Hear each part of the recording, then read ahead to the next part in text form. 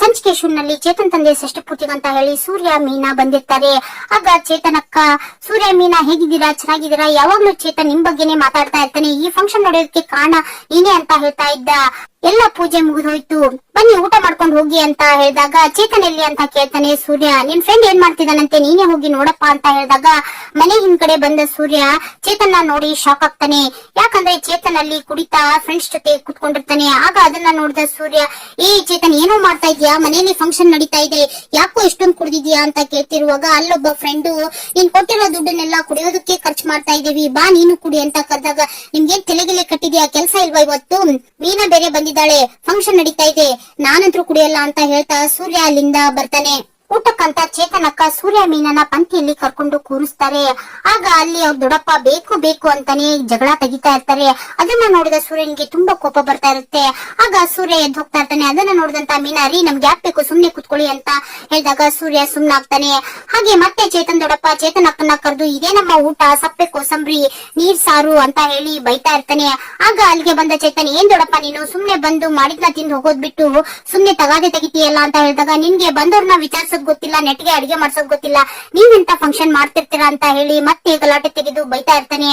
ಆಗ ಚೇತನ್, ಲೋಫರ್ ದೊಡ್ಡಪ್ಪ ನೀನು ಸರಿ ಇಲ್ಲ ಅಂತ ಬೈದಾಗ ಕೋಪಗೊಂಡಂತ ಚೇತನ್ ದೊಡ್ಡಪ್ಪ ಜೋರಾಗಿ ಚೇತನ್ ಕಪಾಳಕ್ಕೆ ಹೊಡಿತಾನೆ. ಆಗ ಅಲ್ಲಿಗೆ ಬಂದ ಸೂರ್ಯ ಕೋಪದಿಂದ ಚೇತನ್ ದೊಡ್ಡಪ್ಪಗೆ ಹೊಡಿತಾನೆ.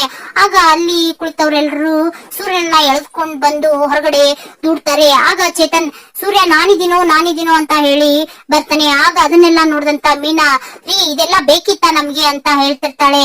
ಆಗ ಚೇತನಕ್ಕ, ಹೋಗ್ಲಿ ಬಿಡು ಸೂರ್ಯ, ಬನ್ನಿ ಸ್ವಲ್ಪ ಊಟ ಮಾಡ್ಕೊಂಡು ಹೋಗಿ ಅಂತ ಹೇಳಿದಾಗ, ಯಾವ ಮುಖ ಇಟ್ಕೊಂಡು ಊಟ ಮಾಡ್ಬೇಕಕ್ಕ, ನಾವಿನ್ ಹೊರಡ್ತೀವಿ ಅಂತ ಹೇಳಿ ಸೂರ್ಯ ಮೀನಾ ಅಲ್ಲಿಂದ ಹೊರಡ್ತಾರೆ. ಮನೆಗೆ ಬಂದ ಸೂರ್ಯನಿಗೆ ಊಟ ಬಡಿಸ್ಲಾ ಅಂತ ಕೇಳ್ತಾಳೆ ಮೀನಾ. ಅಲ್ಲೂ ಏನು ತಿಂದಿಲ್ಲ, ಹೊಟ್ಟೆ ತುಂಬಾ ಹಸಿತಾ ಇದೆ, ಬಡಿಸು ಅಂತ ಹೇಳ್ತಾನೆ ಸೂರ್ಯ. ಆಗ ಅಲ್ಲಿಗೆ ರಂಗನಾಥ್ ಅವರು ಬರ್ತಾರೆ. ಏನಮ್ಮ ಇಷ್ಟ ಬೇಗ ಬಂದ್ರಲ್ಲ, ಫಂಕ್ಷನ್ ಎಲ್ಲ ಮುಗಿತಾ, ಜನ ಎಲ್ಲ ತುಂಬಾ ಬಂದಿದ್ರ, ಹೇಗಾಯ್ತು ಅಂತ ಕೇಳಿದಾಗ, ಅಯ್ಯೋ ಮಾವ ಅದೆಂತ ಫಂಕ್ಷನ್, ಅಂತ ಫಂಕ್ಷನ್ ನಾನು ನೋಡೇ ಇಲ್ಲ, ಅದೆಂತ ಜನ ಅಂತೀರಾ, ಈ ಪರ್ಸೆ ಎಲ್ಲ ಬರುತ್ತಲ್ಲ ಆ ರೀತಿ ಬಂದಿದ್ರು, ಬಂದವರೆಲ್ಲ ನಿಮ್ ಮಗನ್ ಮರ್ಯಾದೆನೆ ಹಾಡಿ ಹೊಗಳ್ತಾ ಇದ್ರು, ಅದೆಂತ ಮರ್ಯಾದೆ ಅಂತೀರಾ, ರಾಜ ಮರ್ಯಾದೆ, ಅದನ್ನ ನೋಡಿ ಕಣ್ತುಂಬುವಂತ ಭಾಗ್ಯ ನಿಮ್ಗಿರ್ಲಿಲ್ಲ ಅಷ್ಟೇ, ಅದೊಂದೇ ಬೇಜಾರು ಅಂತ ಹೇಳ್ತಿರುವಾಗ, ಇರ್ಲಿ ಬಿಡಮ್ಮ, ಇದೇ ರೀತಿ ನೀವಿಬ್ರು ಫಂಕ್ಷನ್ ಗೆ ಹೋಗ್ತಾ ಇರ್ಬೇಕು. ಮೊದ್ಲು ಸೂರ್ಯ ಏನೇ ನಿರ್ಧಾರ ತಗೊಂಡ್ರು ದುಡುಕಿ ನಿರ್ಧಾರ ಮಾಡಿ ಹಾಳ್ ಮಾಡ್ಕೋತಿದ್ದ, ಆದ್ರೆ ಈಗ ಹಾಗಲ್ಲ, ಮದ್ವೆ ಆದ್ಮೇಲೆ ತುಂಬಾ ಬದಲಾಗಿದ್ದಾನೆ ಅಂತ ಹೇಳ್ತಾ, ಇದು ಒಳ್ಳೆ ನಡೆನೆ ಅಂತ ಹೇಳ್ತಾ, ನನ್ ಸ್ವಲ್ಪ ಹೊರಗಡೆ ಕೆಲಸ ಇದೆ, ನಾನು ಹೋಗ್ಬರ್ತೀನಿ ಅಂತ ಹೇಳಿ ರಂಗನಾಥ್ ಅವರು ಅಲ್ಲಿಂದ ಹೊರಡ್ತಾರೆ. ಆಗ ಸೂರ್ಯ ಅಲ್ಲೇ ಹಾಲಲ್ಲಿರೋ ಮಂಚದ ಮೇಲೆ ಬಂದು ಯೋಚನೆ ಮಾಡ್ತಾ ಕೂತಿರ್ತಾನೆ. ಆಗ ಅಲ್ಲಿಗೆ ಬಂದ ಮೀನಾ, ರೀ ನಾನೇನು ನಿಮ್ನ ಆಡ್ಕೋತಿಲ್ಲ, ಆದ್ರೆ ನನ್ ಮನ್ಸಲ್ಲಿರೋ ನೋವನ್ನ ಹೇಳ್ಕೊತಿದೀನಿ ಅಂತ ಹೇಳಿದಾಗ, ಥ್ಯಾಂಕ್ಸ್ ಅಂತ ಹೇಳ್ತಾನೆ ಸೂರ್ಯ. ಯಾಕೆ ಅಂತ ಕೇಳ್ತಾಳೆ ಮೀನಾ. ಅಲ್ಲಿ ನಡೀತಿರೋ ವಿಷಯನೆಲ್ಲ ಯಾವ್ದು ಅಪ್ಪನ ಹತ್ರ ಹೇಳಿಲ್ವಲ್ಲ, ಅದಕ್ಕೆ ಅಂತ ಹೇಳಿದಾಗ, ಅದೇಗ್ರಿ ಹೇಳೋಕಾಗತ್ತೆ, ಹಾಗೇನಾದ್ರೂ ಹೇಳಿದ್ರೆ ಹೋಗೋದು ನನ್ ಮರ್ಯಾದೆನೆ, ಆಗ ಮಾವನ್ ಮನ್ಸಿಗೂ ತುಂಬಾ ಬೇಜಾರಾಗ್ತಿತ್ತು ಅಂತ ಹೇಳಿದಾಗ, ಸಿಕ್ಕೋರೆಲ್ಲ ನನ್ ಮೇಲೆ ಕೈ ಮಾಡ್ಬಿಟ್ರು ಅಂತ ಹೇಳಿ ಕೋಪ ಮಾಡ್ಕೊಂಡು ಮಾತಾಡ್ತಿರ್ತಾನೆ ಸೂರ್ಯ. ಹಾಗೆ ನಾನೇನಾದ್ರೂ ಒಂದೆರಡು ರೌಂಡ್ ಪೆಗ್ ಹಾಕಿದ್ರೆ ಅವ್ರನ್ನೆಲ್ಲ ಹೊಡೆದ್ ಬಿಡ್ತಿದ್ದೆ ಅಂತ ಹೇಳಿದಾಗ, ಈಗ್ಲೂ ಅದೇಗ್ರಿ ಆ ರೀತಿ ಎಲ್ಲ ಮಾತಾಡ್ತೀರಾ, ಕುಡಿಯೋದು ಬಡಿಯೋದು ಅಂತ ಹೇಳಿ, ಆಗ್ಲೂ ನನಗೆ ತಾನೇ ಅವಮಾನ ಆಗ್ತಿತ್ತು ನೋಡಿ, ನಾವ್ ಯಾರಿಗಾದ್ರೂ ದುಡ್ಡು ಕೊಟ್ರೆ ಅವರು ಅದನ್ನ ಯಾವ ರೀತಿ ಉಪಯೋಗ ಮಾಡ್ತಾರೆ ಅಂತ ತಿಳ್ಕೊಂಡು ದುಡ್ಡು ಕೊಡ್ಬೇಕು, ಅದೇನೋ ಹೇಳಿದ್ರಲ್ಲ, ಗ್ರ್ಯಾಂಡ್ ಆಗಿ ಫಂಕ್ಷನ್ ಮಾಡಿ ಅವ್ರ ಅಪ್ಪ ಅಮ್ಮನ್ನ ಖುಷಿ ಪಡಿಸ್ತಾರೆ, ಆಗ ಅವ್ರಿಗೆ ಒಳ್ಳೆ ಮರ್ಯಾದೆ ಸಿಗುತ್ತೆ ಅಂತ ಹೇಳಿ, ಇವಾಗ ಸಿಕ್ತಲ್ಲ, ಆಗ ನೋಡಿ ಮರ್ಯಾದೆ ಅನ್ನೋದು ಹಣದಲ್ಲಿ ಇರಲ್ಲ, ಗುಣದಲ್ಲಿ ಇರುತ್ತೆ.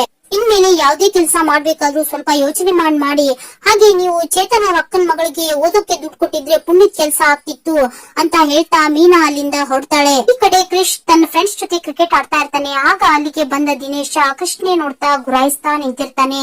ಆಗ ಅಕಸ್ಮಾತ್ ಆಗಿ ಬಾಲ್ ದಿನೇಶ್ನ ಹತ್ರ ಹೋಗುತ್ತೆ. ಆಗ ದಿನೇಶ, ಬಾ ಪುಟ್ಟ ಇಲ್ಲಿ ಅಂತ ಹೇಳಿ ಕೃಷ್ಣ ತನ್ನ ಹತ್ರಕ್ಕೆ ಕರೆದು, ಏನ್ ಪುಟ್ಟ ನಿನ್ ಹೆಸರು ಅಂತ ಕೇಳಿದಾಗ ಕ್ರಿಶ್ ಅಂತ ಹೇಳ್ತಾನೆ. ಓ ಕ್ರಿಸ್ ಕೇಳ್ತಾರನೇ ಇದೀಯಾ, ನೀನು ದೊಡ್ಡನಾದ್ಮೇಲೆ ನನ್ ಗುರ್ತಿಡ್ತೀಯಾ, ನಾನು ನಿನ್ ಜೊತೆ ಒಂದ್ ಫೋಟೋ ತಗೊಳ್ಳ ಅಂತ ಹೇಳ್ತಾ ಕ್ರಿಶ್ ಜೊತೆ ಸೆಲ್ಫಿ ತಗೊಂತಾನೆ ದಿನೇಶ.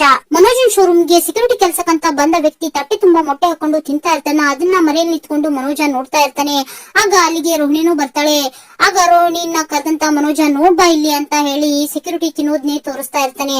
ಆಗ ರೋಹಿಣಿ, ಏನ್ ಮನೋಜ್ ಇವರು ಈ ರೀತಿ ತಿಂತಾ ಇದಾರೆ ಅಂತ ಹೇಳಿದಾಗ, ಇಷ್ಟೇ ಅಲ್ಲ ರೋಹಿಣಿ, ಇನ್ನು ಮಸಾಲೆ ಹಾಕಿರೋ ಕೋಳಿ ಕುರಿನೂ ಇದೆ, ಇವನು ಹೀಗೆ ತಿಂತಾ ಇದ್ರೆ ನಾನು ಇವನ್ನ ಸಾಕೋಕೆ ಇನ್ನೊಂದ್ ಶೋರೂಮ್ ಓಪನ್ ಮಾಡ್ಬೇಕಾಗತ್ತೆ, ನಿನ್ ಗೊತ್ತಾ ರೋಹಿಣಿ, ನಾನೇ ನನ್ ಸ್ವಂತ ದುಡ್ಡಲ್ಲಿ ಹೊಟ್ಟೆ ತುಂಬಾ ಒಂದಿನೂ ಊಟ ಮಾಡಿಲ್ಲ, ನನಗ್ ಸಮಸ್ಯೆ ಇದೆ ಅಂತ ಹೇಳಿ ಇವನ್ನ ಕೆಲ್ಸಕ್ಕೆ ತಗೊಂಡ್ರೆ ಇವನೇ ದೊಡ್ಡ ಸಮಸ್ಯೆ ಆಗೋ ರೀತಿ ಕಾಣ್ತಾ ಇದೆ ಅಂತ ಹೇಳ್ತಿರುವಾಗ ಏನ್ ಮಾಡೋದ್ ಮನೋಜ್, ಇವ್ನ್ ಕಂಡೀಷನ್ಗೆ ಒಪ್ಕೊಂಡೆ ಅಲ್ವಾ ನಾವ್ ಕೆಲ್ಸಕ್ ತಗೊಂಡಿದ್ದು, ಅದ್ರಾಗ ಬೇರೆ ನಿಮ್ಗೆ ತುಂಬಾ ಜನ ಕಾಟ ಕೊಡ್ತಾ ಇದಾರೆ, ಹಾಗೆ ನೀವು ಹೆದರ್ಕೊಂಡಿದ್ದೀರಾ, ಇವ್ರಿದ್ರೆ ನಿಮ್ಗೆ ತೊಂದ್ರೆ ಇರಲ್ಲ, ಅದಕ್ಕೋಸ್ಕರನೇ ಅಲ್ವಾ ಇವ್ರನ್ನ ತಗೊಂಡಿದ್ದು, ನೀವು ಇವ್ರನ್ನ ತಿನ್ನೋದನ್ನೇ ನೋಡ್ತಾ ಇರ್ತೀರಾ ಅಥವಾ ಕೆಲಸ ನೋಡ್ತೀರಾ ಅಂತ ಹೇಳಿ ಬೈದು ಮನೋಜನ್ನ ಅಲ್ಲಿಂದ ಕಳಿಸ್ತಾಳೆ.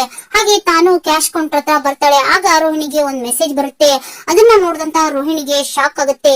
ಯಾಕಂದ್ರೆ ಆ ಮೆಸೇಜ್ ಅಲ್ಲಿ ದಿನೇಶ್ ಹಾಗೂ ತನ್ನ ಮಗನ ಫೋಟೋ ಇರುತ್ತೆ. ಫೋಟೋನ ನೋಡಿದಂತ ರೋಹಿಣಿ ಗಾಬರಿಯಾಗಿ ಆ ನಂಬರ್ಗೆ ರಿಟರ್ನ್ ಕಾಲ್ ಮಾಡ್ತಾಳೆ. ಆಗ ದಿನೇಶ, ಹೇಗಿದ್ಯಾ ಕಲ್ಯಾಣಿ, ನಿನ್ ಮಗ ನೋಡೋಕೆ ಸೇಮ್ ನಿನ್ ತರನೇ ಇದ್ದಾನೆ ಅಂತ ಹೇಳ್ತಿರುವಾಗ ಎಲ್ಲೋ ಇದೆಯಾ ನೀನು ಅಂತ ಕೇಳ್ತಾಳೆ. ನಿಮ್ ಹಳ್ಳಿಲಿ ನಿನ್ ಮಗ ಎಷ್ಟ್ ಚೆನ್ನಾಗಿ ಕ್ರಿಕೆಟ್ ಆಡ್ತಾ ಇದ್ದಾನೆ ಗೊತ್ತಾ, ಹಾಗೆ ಅಂದಂಗೆ ನಿಮ್ ಅಮ್ಮಗೂ ಹುಷಾರಿಲ್ಲ ಅಂತ ಕೇಳ್ಪಟ್ಟೆ, ಸ್ವಲ್ಪ ದಿನ ಯಾವ್ದೋ ಕೇಸಲ್ಲಿ ನಾನು ಜೈಲ್ ಹೋಗಿದ್ದೆ, ನನ್ ಕಾಟ ಇಲ್ದಾನೆ ನೀನು ಆರಾಮಾಗಿದ್ದೀಯಲ್ಲ ಅಂತ ಹೇಳಿ ರೋಹಿಣಿಗೆ ಪ್ರಶ್ನೆ ಮಾಡ್ತಾ ಇರ್ತಾನೆ. ಏ ಲೂಸು, ನನ್ ಮಗನ್ಗೆ ಏನಾದ್ರೂ ಆದ್ರೆ ನಾನ್ ಮಾತ್ರ ನಿನ್ನ ಸುಮ್ನೆ ಇಡಲ್ಲ ಅಂತ ಹೇಳಿ ವಾರ್ನ್ ಮಾಡ್ತಿರ್ತಾಳೆ ರೋಹಿಣಿ. ಅವನು ಚಿಕ್ಕ ಹುಡುಗ, ಅವನ್ಗೇನ್ ಮಾಡ್ಲಿ ನಾನು, ನೀನು ನಾನ್ ಹೇಳಿದ್ದೇನಾದ್ರೂ ಮಾಡ್ಲಿಲ್ಲ ಅಂತಂದ್ರೆ ಇಲ್ಲಿಂದ ಹೀಗೆ ನಿನ್ ಮಗನ ಕರ್ಕೊಂಡ್ ಹೋಗ್ಬಿಡ್ತೀನಿ ಅಂತ ಹೇಳಿ ರೋಹಿಣಿಗೆ ಹೆದರ್ಸ್ತಾ ಇರ್ತಾನೆ ದಿನೇಶ. ಏ ಲೂಸು, ಏನೋ ಬೇಕು ನಿನ್ಗೆ ಅಂತ ಹೇಳಿ ರೋಹಿಣಿ ಕೇಳಿದಾಗ, ಹಾಗ್ಬಾ ದಾರಿಗೆ, ನಾನ್ ನಿನ್ಗೊಂದು ಲೊಕೇಶನ್ ಕಳಿಸ್ತೀನಿ, ನಾಳೆ ಸಾಯಂಕಾಲ ಆ ಲೊಕೇಶನ್ ಗೆ ಬಂದ್ಬಿಡು, ನನ್ಗೇನ್ ಬೇಕು ಅಂತ ನಾನು ಅಲ್ಲೇ ಹೇಳ್ತೀನಿ ಅಂತ ಹೇಳ್ತಾ ದಿನೇಶ ಕಾಲ್ ಕಟ್ ಮಾಡ್ತಾನೆ. ಆಗ ರೋಹಿಣಿಗೆ ತುಂಬಾ ಗಾಬರಿ ಆಗುತ್ತೆ. ಕಾರ್ ಶೆಡ್ಗೆ ಬಂದ ಸೂರ್ಯ ಚೇತನ್ ಮನೆಯಲ್ಲಿ ನಡೆದ ಅವಮಾನವನ್ನು ನೆನೆಸ್ಕೊಂಡು ಬೇಜಾರ್ ಮಾಡ್ಕೊಂಡು ನಿಂತಿರ್ತಾನೆ. ಆಗ ಅವನ್ ಫ್ರೆಂಡ್ಸ್ ಸಹ ಹೀಗಾಗ್ಬಾರ್ದಿತ್ತು ಅಂತ ಹೇಳಿ ಮಾತಾಡ್ತಿರ್ತಾನೆ. ಅದೇ ಸಮಯಕ್ಕೆ ಚೇತನ್ ಕವರ್ ತಗೊಂಡು ಶೆಡ್ಡಿಗೆ ಬಂದು, ಸೂರ್ಯ ಸಾರಿ ಕಣೋ, ಹೀಗಾಗುತ್ತೆ ಅಂತ ನಾನು ಅನ್ಕೊಂಡಿರ್ಲಿಲ್ಲ, ಮೀನಾ ಸಿಸ್ಟರ್ ಹೇಳಿದ್ದೆ ಕರೆಕ್ಟ್, ನಾವು ನಮ್ಗೋಸ್ಕರ ಏನ್ ಬೇಕಾದ್ರೂ ಮಾಡ್ಕೋಬಹುದು, ಆದ್ರೆ ಇನ್ನೊಬ್ರಿಗೋಸ್ಕರ ಮಾಡಬಾರ್ದು, ನನ್ಗದು ಅವಾಗ ಅರ್ಥ ಆಗ್ಲಿಲ್ಲ, ಈಗ ಅರ್ಥ ಆಯ್ತು, ನಮ್ಮ ಅಕ್ಕನೂ ಸಹ ಇಷ್ಟ ಗ್ರ್ಯಾಂಡ್ ಆಗಿ ಫಂಕ್ಷನ್ ಮಾಡೋದ್ ಬೇಡ ಅಂತ ಹೇಳಿದ್ರು, ಆದ್ರೆ ನಾನು ಅವ್ರ ಮಾತನ್ನೇ ಕೇಳಲಿಲ್ಲ, ಈಗ ನನ್ಗೆ ಅವ್ರ ಮುಖ ತೋರ್ಸೋಕೆ ಆಗ್ತಾ ಇಲ್ಲ.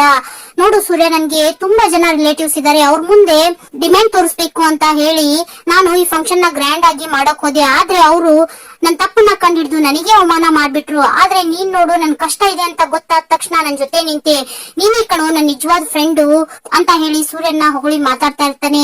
ತಗೋಣ ಅಂತ ಹೇಳಿ ತನ್ನ ಕೈಯಲ್ಲಿರೋ ಕವರ್ನ ಸೂರ್ಯನ್ ಮುಂದೆ ಹಿಡಿದಾಗ, ಏನಿದು ಅಂತ ಕೇಳ್ತಾನೆ ಸೂರ್ಯ. ಮೂವಿಗೆ ಬಂದಿರೋ ದುಡ್ಡು ಕಣೋ, ಇದ್ರಲ್ಲಿ ಎಷ್ಟಿದೆ ಅಂತ ನಾನು ಎಣಿಸಿಲ್ಲ, ನೀನು ಲೆಕ್ಕ ಹಾಕಿ ಹೇಳು, ಬಾಕಿ ಇದ್ದಿದ್ನ ನಾನು ಆಮೇಲೆ ಕೊಡ್ತೀನಿ ಅಂತ ಹೇಳಿದಾಗ, ನೀನೇನು ನನ್ನನ್ನ ಬಡ್ಡಿ ಮಾದೇಶ ಕಾಗೆ ಸುಬ್ಬು ಅಂತ ಅನ್ಕೊಂಡಿದ್ಯಾ, ತಗೊಂಡೋಗಿ ನಿಮ್ಮ ಅಪ್ಪನ ಕೈಯ ಕೊಡು ಅಂತ ಸೂರ್ಯ ಹೇಳಿದಾಗ, ಇಲ್ಲ ಸೂರ್ಯ, ದುಡ್ಡಿಗೋಸ್ಕರ ನಾವಿಬ್ರು ಸ್ನೇಹ ಹಾಳಾಗ್ಬಾರ್ದು, ಇದನ್ನ ನೀನು ತಗೋ, ನೀನ್ ಕೊಟ್ಟ ತಕ್ಷಣ ನಾನ್ ನಿನ್ ದುಡ್ಡನ್ನ ತಗೊಳ್ಳಿಲ್ವಾ, ಹಾಗೆ ನೀ ಇದನ್ನ ತಗೊಳ್ಳೇಬೇಕು ಅಂತ ಹೇಳಿ ಒತ್ತಾಯ ಮಾಡಿ ಸೂರ್ಯನ್ ಕೈಗೆ ಕವರ್ ಕೊಡ್ತಾನೆ ಚೇತನ್.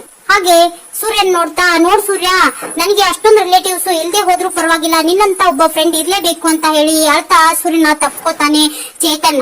ಆಗ ಸೂರ್ಯ, ನೋಡೋ ಚೇತನ್, ಮುಂದೆ ಏನಾದ್ರೂ ನಿನ್ ದುಡ್ಡಿನ ಅವಶ್ಯಕತೆ ಬಿದ್ರೆ ನೀನ್ ನನ್ನನ್ನೇ ಕೇಳ್ಬೇಕು ಅಂತ ಹೇಳ್ತಾ ಇರ್ತಾನೆ. ಮೀನಾ ಮಂಚದ ಮೇಲೆ ಹೂ ಕಟ್ತಾ ಕೂತಿರ್ತಾಳೆ. ಆಗ ಅಲ್ಲಿಗೆ ಬಂದ ಸೂರ್ಯ ಮೂಯಿ ಕವರ್ನ ಸುರುತ್ತಾ, ತಗೋ ದುಡ್ಡು ಎಷ್ಟಿದೆ ಅಂತ ಎಣಿಸು ಅಂತ ಹೇಳಿದಾಗ, ಇದೇನ್ರಿ ಮೂಯಿ ಕವರ್ ಅಂತ ಕೇಳ್ತಾಳೆ.